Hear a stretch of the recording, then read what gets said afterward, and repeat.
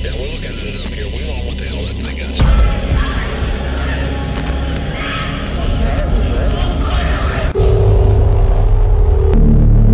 These craft could do things that the Russians could not.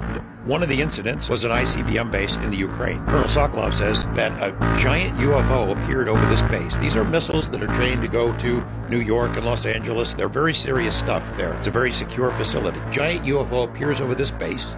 It splits into pieces, and then it melds back apart, and it performs this dazzling display for a couple of hours. The base is on high alert, and all of a sudden the nuclear control facilities lights up like a Christmas tree, and whatever this thing was, it entered the launch control codes. The missiles were enabled, they start firing up, they're ready to go, and then poof, UFO goes away, the whole thing shuts down, it goes back to normal. Colonel Sokolov sent his team, he and his team sent there to investigate it. They took the machines apart, could not figure out what it had done, and he told me on camera, we think that they were sending us a message that these are your most powerful weapons, but we're not impressed. Same kind of thing happened here.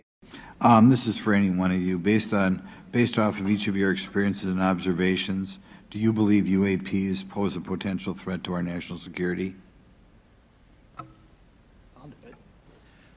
Yes, and here's why. The technology that we faced was far superior than anything that we had, and you could put that anywhere. If you had one, you captured one, you reverse engineered it, you got it to work, you're talking something that can go into space, go someplace, drop down in a matter of seconds, do whatever it wants, and leave. And there's nothing we can do about it. Nothing.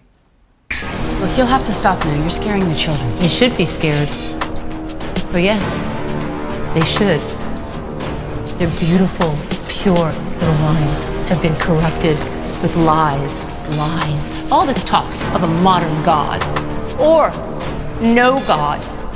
There is one God. The God of the Israelites. Yahawashi, Yahawashi, Yahawashi, Yahawashi, Yahawashi, Yahawashi. And he is a stern and vengeful God, and we have been mocking him far too long, and now he demands retribution in blood. It is time to declare yourselves. Take sides. The saved and the damned. Read the good book. It calls for expiation. Blood. Blood. Little Normie was first, and now God calls the rest of us. The bill is due. It must be paid. This is 2nd Esdras chapter 13. And it came to pass after 7 days, I dreamed a dream by night, and lo, there arose a wind from the sea, that it moved all the waves thereof. And I beheld, and lo, that man waxed strong with the thousands of heaven. And when he turned his countenance to look, all the things trembled that were seen under him. And whensoever the voice went out of his mouth, all they burned that heard his voice, like as the earth faileth when it feeleth the fire. And after this I beheld, and lo, there was gathered together a multitude of men out of number from the four winds of the heaven to subdue the man that came out of the sea. But I beheld, and lo, he had graved himself a great mountain and flew up upon it. But I would have seen the region or place whereout the hill was graven, and I could not. And after this I beheld, and lo, all they which were gathered together to subdue him were sore afraid, and yet durst fight.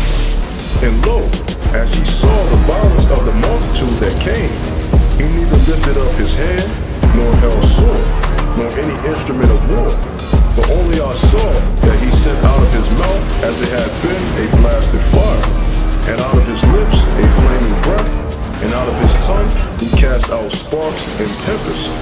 And they were all mixed together, the blast of fire, the flaming breath, and the great tempest, and fell with violence upon the multitude which was prepared to fight, and burned them up every one, so that upon a sudden of an innumerable multitude nothing was to be perceived, but only dust and smell of smoke.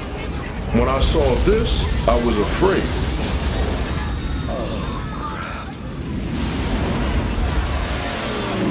And there's nothing we can do about it. Nothing.